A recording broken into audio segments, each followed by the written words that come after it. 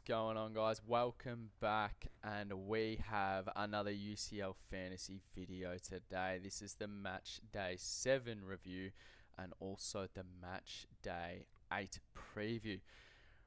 We did okay match day 7. I mean, it was all right. It could have gone a lot worse. It could have gone a lot better. I mean, we did basically play with 10 men. Upamecano did not feature at all. I mean, game week was basically saved by Mbappe, Kane, and Fermin Lopez. And unfortunately, we are going to be making some transfers.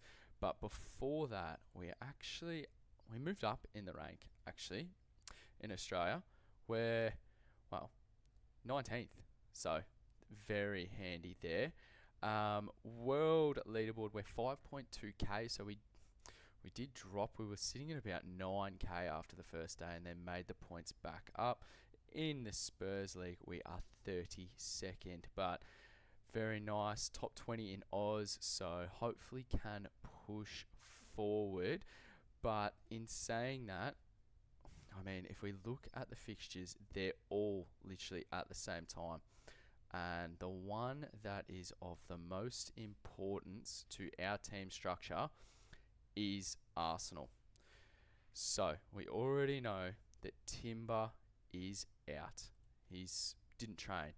We know that Saliba is also out. Didn't train.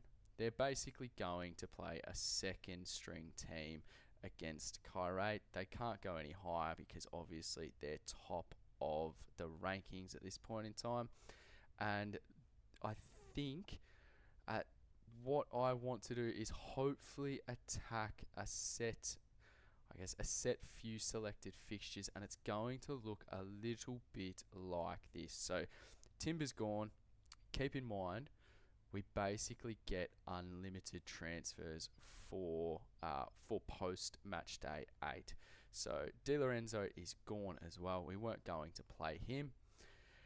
McTominay is gone, and Victor Osimhen is gone. The only reason we are going to be doing this is because Arsenal defensive assets, they basically have the highest chance at a clean sheet, and literally one clean sheet with a few ball recoveries is going to offset that hit. And potentially the players that we're going to bring in are going to propel us up the ranks even further. So, team we're going to be looking at, I think Miles Lewis-Skelly will start. Now, it's going to be one of either Mosquera or Hincapi.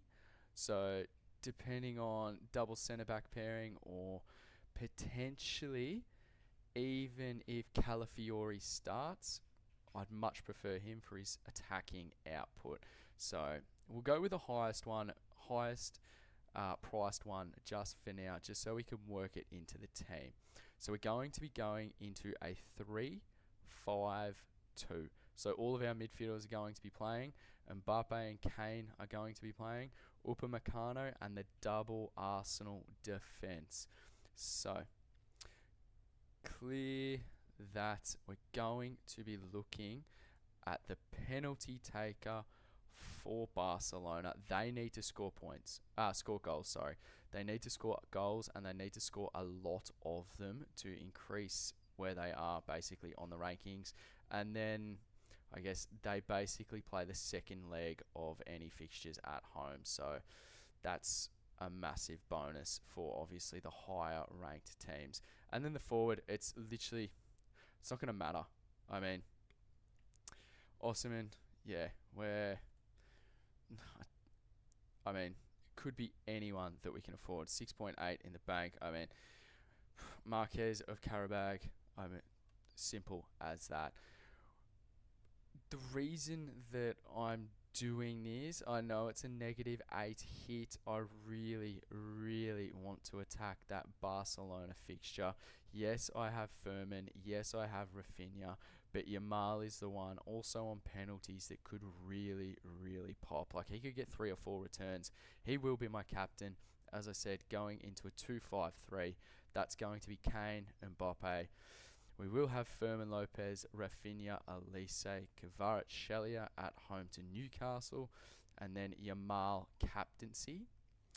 And basically the main reason behind this is because there's going to be some cheap as Arsenal defensive assets, and I mean, they've got the best odds for a clean sheet. They're at home.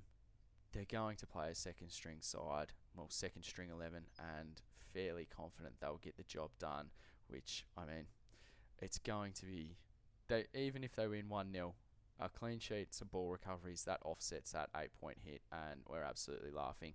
Going to be playing Di Gregorio over Nick Pope, obviously, because they're away to PSG, and I think PSG might slaughter Newcastle. So, as I said, all games kick off at 7. Get to see the lineups. What I'm hoping for, Barcelona winning. It's not out of the realms of possibility. They win 5-0, 5-1. Arsenal, we need that clean sheet. As I said, ball recoveries there. 2 Arsenal defensive assets. Hopefully we can get a Calafiori start and a Miles Lewis-Skelly start, because I'd much rather the wing backs than the centre backs. So, and they're just more attacking. Calafiori was in training, pictured. We know for a fact that Saliba, Timber and Marino are out. So it's going to be, as I said before, a second string Arsenal team, but that will still be fantastic. PSG and Newcastle, we obviously have Kvaratskhelia, and he's at home, predicted to start. I don't think there will be any kind of unforeseen starting picks in the 11.